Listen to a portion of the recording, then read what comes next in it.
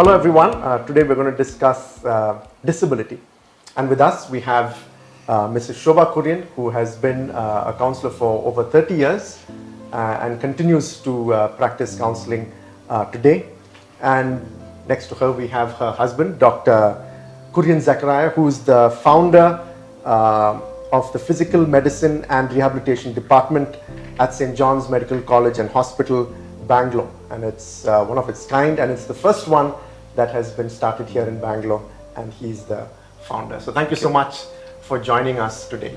So what we'll do is we'll start straight away, and the first question that I'd like us to maybe to begin thinking about is, what are the different types of disability? Oh, there are very many types of disabilities.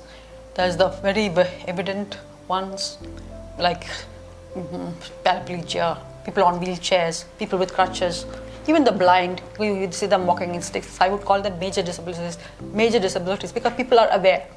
Then you have the minor disabilities like movement disorder or something like tic syndrome or Tourette syndrome. They are minor disabilities. And then you have the hidden disabilities like Asperger's syndrome, the autism spectrum disorders. You don't see the disability very much, and even mental illness, I would call, has hidden disabilities. So, and each one has its own challenges and own, plus points and minus points. I wouldn't say any of us desires to be disabled, but all of us want to be like everybody else. But some of us are born with it. Some of us, it happens during the course of our life. Mm-hmm. Yeah. And for those for whom it happens during the course of their time, how would you sort of talk about that transition? Because they know what life was before, and then what's life now for them? Well, I had polio when I was 4 years old, so I'm only very few sort of memories of that. I remember when I was in medical college, I used to stay in Delhi in CMC Ludhiana. So when I used to go there on the train, my mother would try and tell me, take a handicapped railway ticket, because you only have to pay 25%, and the person who's coming with you also has to pay only 25%. But I said no. And the reason I understood later was that in your mind, you can only be one. You either think of yourself as disabled, or you think of yourself as independent. Okay. You see, because if you are treated differently, because a disabled person knows if they're not mentally disabled, like one with cerebral palsy or severe cerebral palsy, they don't know. Okay, or with a Down syndrome, even they have awareness that they're different. Okay, you know you are different. Nobody has to tell you that. Because you're seeing with your own two eyes, your father, mother, and if you have siblings, that they're different. So you know you are different. Nobody has to tell you that you're disabled. But also, you also know what you can do and you cannot do. Having a supportive system is very important, and what the support system involves, at home it will be your parents should not put you down in any way, say don't do this or you can't do this. If somebody tells me even to this day, Shoba, you can't do it, I will, push myself and I will do it. In school, I used to come, the first standard and second standard was fine. Third standard, they shifted me to a new school and I started getting bullied. Okay. I bullied and I was, secluded. So Papa used to drop me at the bus stop, and it's a public transport I take to the school. And I used to take to reach school, but coming back, I used to be notoriously, late. I don't know how. I used to walk on the railway track back home. And I used to reach home like 6:37 in the evening. My mother used to go running. So I just was really wild. But my parents never called me wild, or any of those things. And now looking back, that may be the biggest blessing I had. They supported me. My mother used to, never said, why did you come late? Where were you? None of those things. I never even knew that she was crying. When I came back at 6, she used to go running from school to school to school, friends' homes, and there she was there, because I was in my own world, exploring things, coming back home, to be avoided from the bullying. Okay. And then my parents moved out of India, and I was sent to my grandparents' home in Kerala. Somehow there, night became day. So what was that? That I don't know what happened. I just decided that I will be responsible. It was a decision that I made, and that decision, I was 10 years old. I have never gone back on that decision. That I will be responsible. Somehow I didn't want to disappoint my parents, and I never went back on the decision. How did you process your, or sort of perceive your own disability at that point? I don't think I perceived it, because I didn't feel that I was disabled. And actually there's a small joke that I tell my friends now and then. When I was school, in the 4th standard, there was a new teacher. And she was concerned, and she called me and said, "Is anyone teasing you?" So I said, "No, I had no reason to think why they should tease me also, Next week she again called me, She said, "Has anyone teased you this last week?" So I said, "No." But I could see a sort of a hint of sadness as she sent me off. Oh, okay. I think she wanted to reinforce the learnings that she had got in, B.Ed, that, what happens to children who are disabled and this and that. So the 3rd time she called me, she again looked at me and said, "Has anyone teased you?" At that time I could sort of feel that her lip was sort of, trembling a little bit, And she was a young girl, pretty girl, so, how could I let her down? So I said, "Yes." Then she said, "Who?" I hadn't thought about that far. So, but I had said yes, no. So I stuck my hand out and said, "Him." Oh my! Who was that? No. Random person who was standing at the end of the So that was it. Oh wow! So that's, yeah. And would you say that that's perhaps a good way to move forward for most people? It's a coping strategy. It's a coping strategy. That's it. Yeah. What support structures do you think might help people with disabilities? I think the spouse is the most important. Because that's the person who's going to be with you for 30, 40, 50 years. If you don't have the spouse's support, you're in big trouble. Like, you mentioned that, I started the department here. Yeah. And the decision to start was a denial of limitations. I had only got an MBBS degree. And I am deciding that I'm going to start a department, in one of the best medical colleges in the country. The decision is denial of limitations. But the success was because of Shoba. So that's important. Wow. Is that, now if you look at disabled people, most often they are unemployed, or poverty level among them is perhaps higher in whatever studies that, or dropping out of school for whatever reasons, they drop out of school. And I'm sure I can imagine the sanitary and all of that, access to so many things that become difficult for them. So what needs to be done, or what could be done? Yeah. Looking at the bigger picture, I think if you tackle that, everything else will fit into place. What's that? Yeah. And the biggest picture is the whole disabled people in the country comes in millions. And many of them can work, are educated, but they are not tapped into.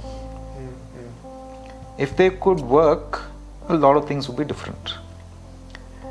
And so I'm looking always at the larger group. For example, you can see lots of people on the road with those two-wheelers with the two side wheels. Now that has liberated thousands of people and made a difference in their lives, caregivers, family, extended things like that. All because of two side wheels. And like I tell my students and all, I think that has done much more than what I have done in 30 years. So my desire is to find things like this which could turn the whole picture inside out. Okay. Perhaps some people say it deliberately to hurt, like you said when you were in school, deliberately doing things to hurt or saying things to hurt you. But then there are those who basically don't know what to say. They are encountering something and then they blurt something out and then it ends up becoming insensitive. So maybe you can tell us what are some insensitive things you've heard and what are some things we shouldn't say or perhaps best that we don't say, and maybe along that you can include how do we sensitize our kids in that. Yeah. Now I'm in final year college WCC and I had to go and meet somebody in the university for a particular project I was doing. And this lady was somebody quite high up in the university, and she kept me standing. She was on the phone. I'd gone with a friend, and my friend was waiting with me. She was on the phone. She kept me standing long time, and then she suddenly looks at me and says, "Okay, what do you want?" I said, you must be on drugs." Straight at my face. Then I had to educate her. No, I'm not on drugs. I was born with this and things like that. And then it got into, then please sit down. So then you are young, you are young and you are also not very, very refined in your Christian character. I was just a believer for 3 years by then. I told her, I was fine standing before, I'm fine standing now. Now looking back, I would not do that. But what I'm trying to say is, in my youth, I gave it back like that, but I was very hurt by the statement, that was told. And by then I'm much older, I'm much mature, and as international students, you go meet the dean of admissions in your school, and this is school of social work, so you're supposed to have dean of admission, you're supposed to be empathetic and all those things. So I introduced myself, so and things like that, batch of joined. And as the conversation is ending, he looks at me and says, "I'm very uncomfortable with you." I end up saying, "It's not my problem, it's your problem." This is the US, isn't it? Yeah, this is the US. So there is discrimination, everywhere. You can't think that people are educated and things like that. So, but it's also how you handle it. Then you have the church. Church does not know what to do with a person like me when they don't know me. They look at me, some try to cast out demons, some start to pray for me without my permission, some try to, when I grow up, "Do you have nightmares?" And I say, "What nightmares? I have not had a nightmare when I was maybe in my late teens or early teens." All kinds of things to try and see if there are demons in me and things like that. So that's we can laugh now, but it's very that hurtful point, I'm at that. sure it might be quite. Yeah. So, and then you have when you're standing at the bus stop, the people who I call the Pentecostal, they will target you. They'll make a beeline for me when I was in Chennai. And "Can I pray for you?" I said, "No, there's so many other people standing there. Why don't you pray for them? I'm fine. I'm a believer." No, we have to pray for you. So those kind of things also happen. So it's a fine line, and as you grow older, you are now mature. You are more gracious, and you just forgive and move on. But that's a lot of forgiveness that you have to keep doing, and it's an ongoing forgiveness kind of a thing. Yeah.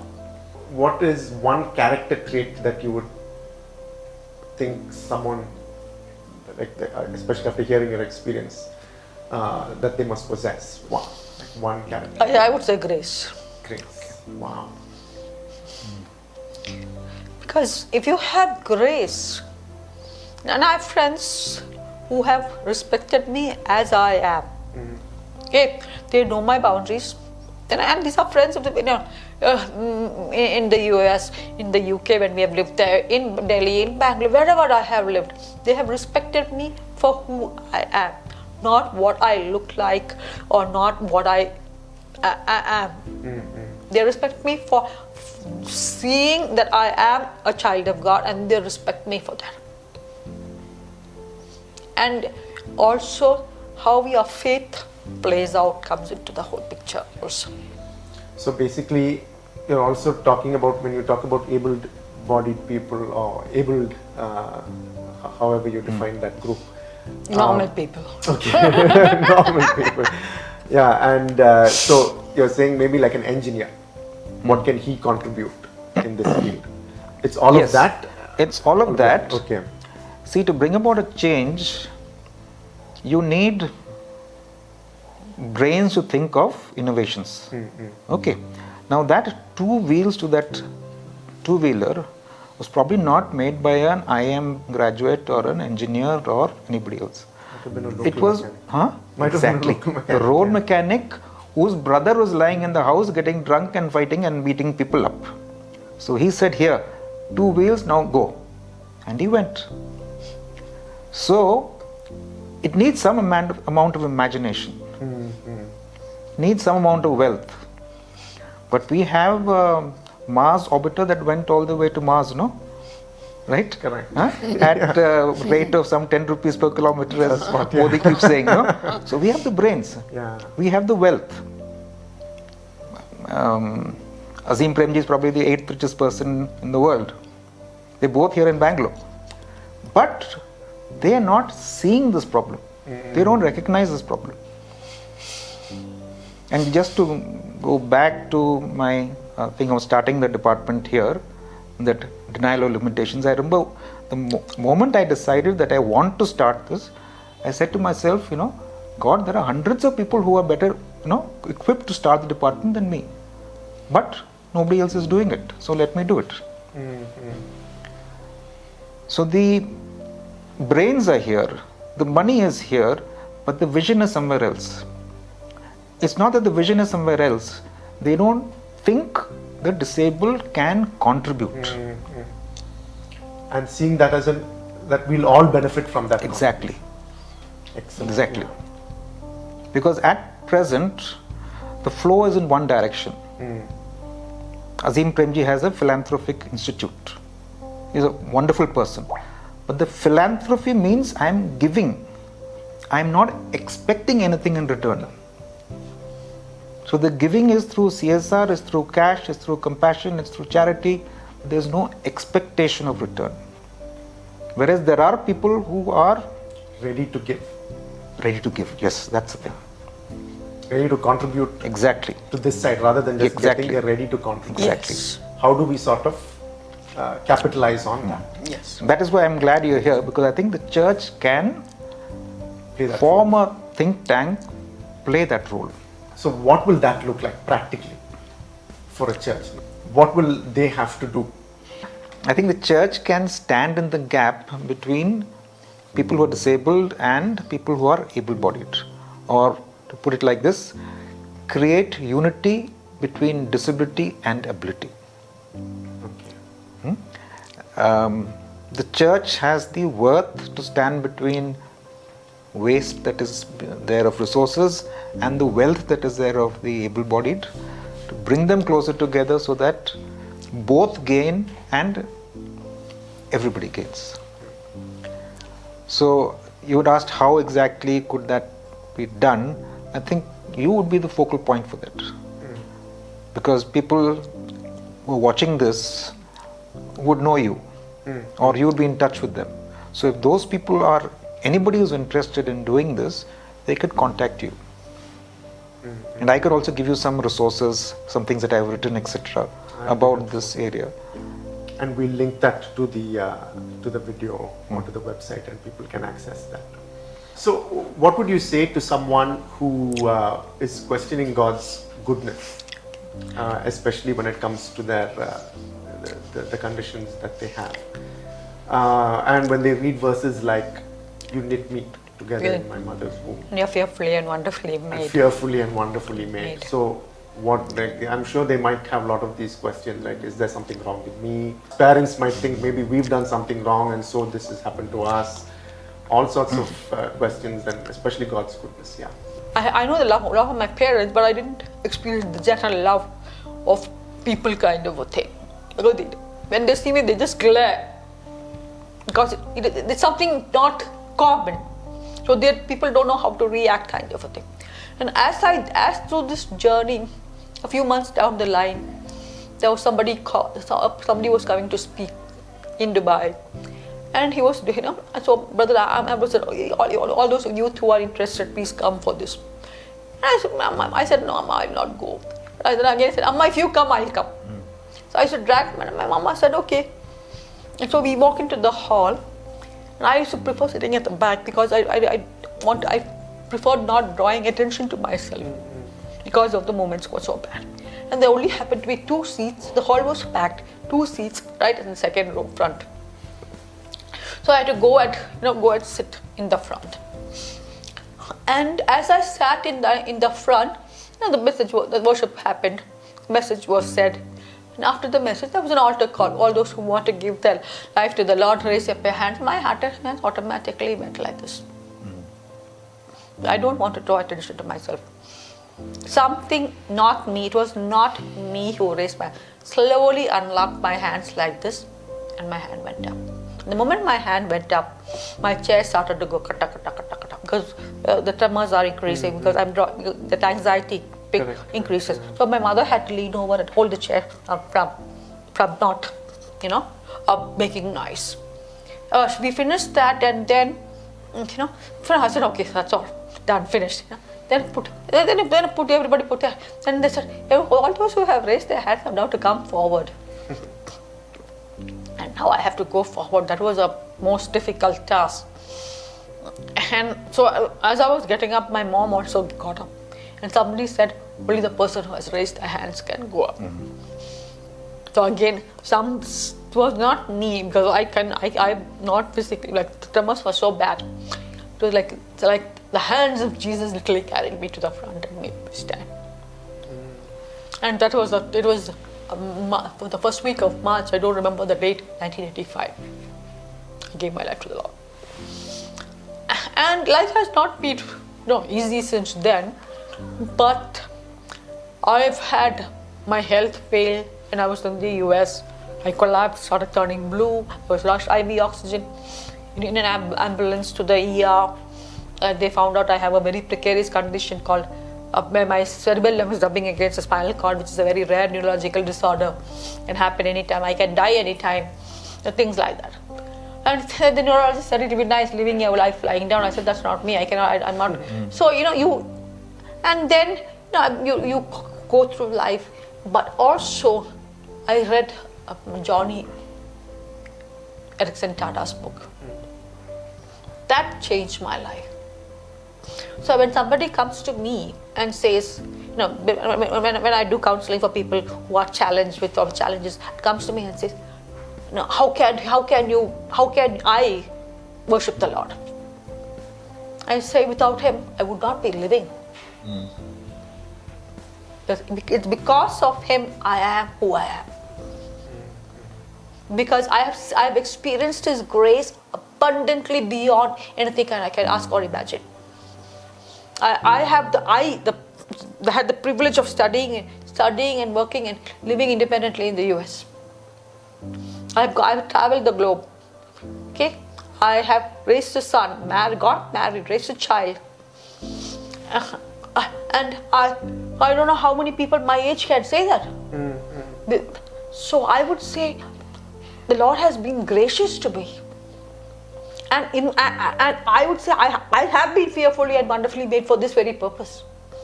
To show that your limitations or your disability does not stop the Lord from doing His work in and through you. So that is what I would say. And so I look at this. So if somebody comes to me and says that, how can you? I said, where else can I go? And it's the Lord who's doing it. Because we all have this tunnel vision. We are, seeing from the other side. And all of us have broken stories. My brokenness may be a little more evident than another person. But God is using that brokenness to bring His glory. So that is what I would say. Thanks for sharing. Yeah. So, any final thoughts for us to think about? Yeah. Okay. I am a big advocate for mental illness kind of a thing, and I have this resource that I have gathered, and it's called "There is no fear but hope," because people in general, when they think of mental illness, especially among the church, there's a lot of fear, and they're forgetting that there's hope, and that hope is what keeps everybody going, because we have the hope of the risen Lord. So I have this resource that is available, and I will make it into I have a PDF also ready, so I can forward it to you, Bobby, and then you can. Sure. Yeah. And then we'll share it with the audience. Yes, please. Thank you so much. You're welcome. How about you, Dr. Kurian? Yes, like Shoba said, it's important to remember there is hope. I've also felt that there is what I call God-given gifts, and these are gifts that are not obvious. They are inside something which is not so attractive, and so often people tend to discard it. But inside it, almost always there is something. It depends on you to find it out.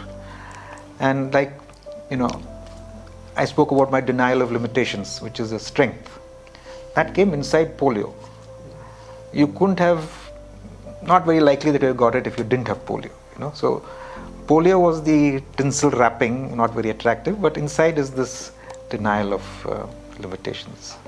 And I think this is true for everybody. You don't have to be disabled to have a God-given gift inside which you're not aware of. And something you can tell.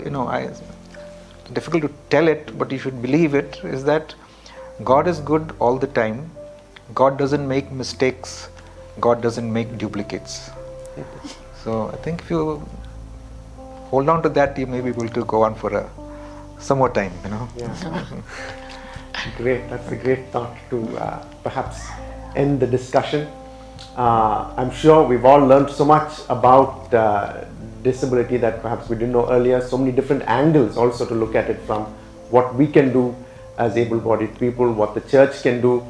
There's so much that we can that we've learned because of what you've shared, and perhaps we should be able to put it into practice in our churches and also wherever it is that you're working.